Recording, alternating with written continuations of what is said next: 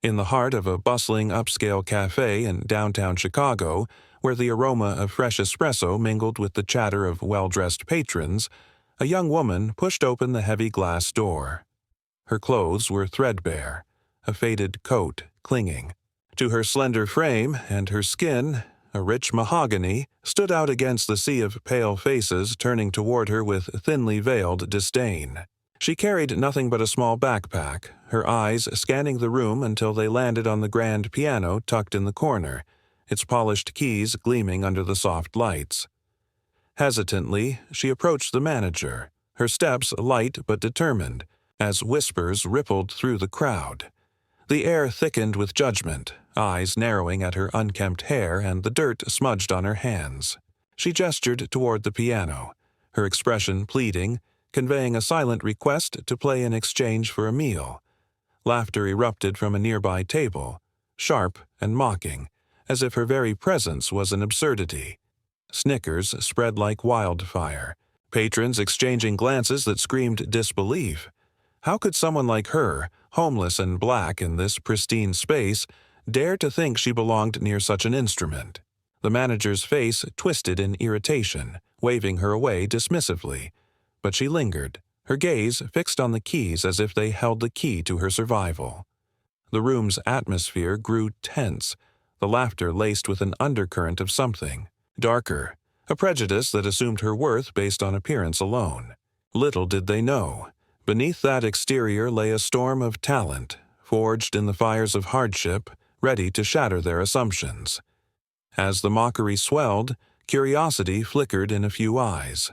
What if this intruder wasn't what she seemed? The stage was set for an unveiling that would force the room to confront its own biases, leaving everyone breathless in the wake of an unexpected symphony. Her name was Elara, a 22-year-old whose life had been a tapestry woven with threads of resilience and unrelenting injustice. Born in a small town in the deep South, where segregation's shadows still lingered in subtle ways, Elara grew up in a modest home, filled with the soulful melodies of her grandmother's old, upright piano. Her grandmother, a woman who had endured the brutalities of the Jim Crow era, taught her the keys not just as notes, but as a language of survival, a way to express the pain that words could never capture. Elara's fingers danced across the ivory from the age of 5, absorbing classical compositions alongside gospel hymns, her talent blooming like a flower in cracked soil. But the world outside was unkind. Systemic barriers chipped away at her family's stability. Her father lost his job to discriminatory hiring practices, and her mother battled health issues without access to affordable care, a plight all too common in communities ravaged by redlining and unequal opportunities. By her teens, Elara had witnessed friends profiled by police, schools underfunded, and dreams deferred simply because of the color of their skin. Music became her refuge, a prodigious gift that earned her scholarships to a local conservatory. Yet, even there, whispers followed her, doubts about her place among the elite, assumptions that her admission was a quota rather than merit. Tragedy struck when a fire, sparked by neglected infrastructure in their neighborhood, claimed her grandmother's life and their home. With no safety net, Elara found herself adrift, migrating north to Chicago in search of opportunity. But the city, for all its promises, mirrored the prejudices she fled. Job applications went unanswered, landlords turned her away with excuses that reeked of bias, and shelters overflowed with stories like hers, Black women disproportionately, affected by homelessness due to wage gaps and housing discrimination. She slept on park benches, her backpack holding remnants of her past, a crumpled photo of her grandmother and sheet music stained with memories. Hunger gnawed at her constantly, but so did the pull of the piano. It was more than an instrument. It was her voice in a world that silenced her. On this fateful day, drawn by the cafe's open door and the distant hum of conversation, she ventured inside, hoping her talent could bridge the chasm of judgment. The setup was complete. A young black woman, forged by racial inequities, standing on the precipice of a moment that could either break her or illuminate the darkness around her. Curiosity built as she hovered near the piano, the patron's dismissals, only fueling the invisible fire within her. As Elara stood there, the cafe's atmosphere shifted from casual indifference to pointed hostility. The laughter that had started as isolated chuckles grew into a chorus of derision, eyes raking over her with a mix of pity and contempt.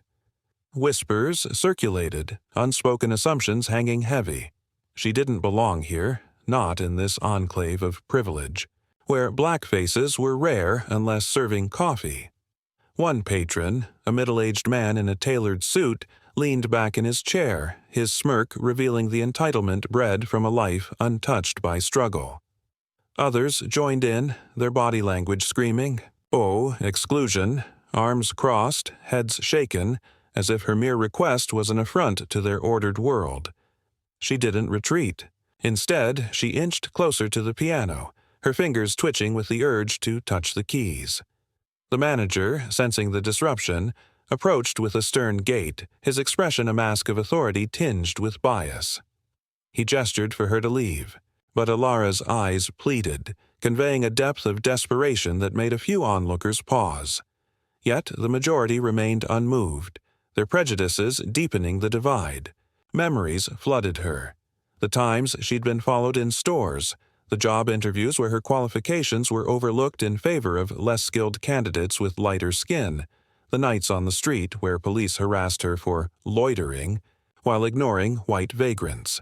The tension escalated as a group of young professionals at a nearby table amplified the mockery. One woman's laughter carried a sharp edge, her gaze lingering on Elara's features as if cataloging differences to justify disdain. This wasn't just about homelessness.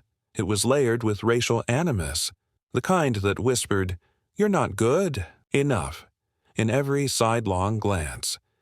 Elara felt the weight of history pressing down, the legacy of redlining that pushed her family into poverty, the school-to-prison pipeline that claimed her brother, the microaggressions that eroded her spirit. Daily. But beneath it all, her talent simmered, a prodigy honed in secret sessions at public libraries and abandoned churches where she'd practice until her fingers bled. As minutes stretched, the cafe's owner emerged from the back, drawn by the commotion. He surveyed the scene, his initial sympathy warring with the pressure to maintain the establishment's image. Patrons murmured complaints, some threatening to leave if this disturbance continued. Elara's heart raced, the emotional stakes rising like a crescendo. She recalled her grandmother's stories of sit-ins and marches, how music had been a weapon against oppression. Here, in this modern arena of subtle racism, she felt the same fight brewing. The room's energy crackled, curiosity mingling with malice. Would she be ejected, her plea ignored? Or would a sliver of humanity allow her a chance? The rising tide of injustice peaked when security was summoned, a burly guard advancing with a hand on his belt.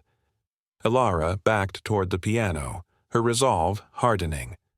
The patrons watched, some with glee, others with fleeting guilt, unaware that this moment encapsulated broader societal ills, the way black talent is often dismissed, the homelessness crisis fueled by racial wealth gaps, the everyday erasures that keep cycles of poverty spinning. Tension coiled tighter, the air thick with anticipation as Elara's fingers brushed the keys ever so slightly, hinting at the storm about to break. In that charged instant, as the guard's hand reached for her arm, Elara slipped onto the piano bench, her movements swift and unyielding. The room fell into a stunned hush, the mockery giving way to outrage. But before anyone could intervene, her fingers struck the keys, unleashing a torrent of melody that filled the café like a tidal wave. It began with a soft, haunting prelude, notes weaving through the air with precision and passion, drawing from Beethoven's Moonlight Sonata, but infused with the soulful improvisations of her heritage.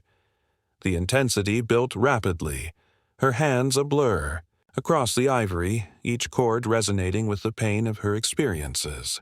Patrons froze, coffee cups midway to lips as the music swelled, complex arpeggios cascading into powerful crescendos that echoed the injustices she'd endured. The laughter died, replaced by wide-eyed astonishment. This wasn't amateur tinkering. It was mastery, a prodigy revealing herself in full glory. The manager halted the guard, transfixed, as Elara poured her soul into the performance, the piano becoming an extension of her being. Emotional stakes peaked as the melody shifted to original composition, blending classical elegance with rhythms. Born from African American spirituals, a silent protest against the racism that had brought her here.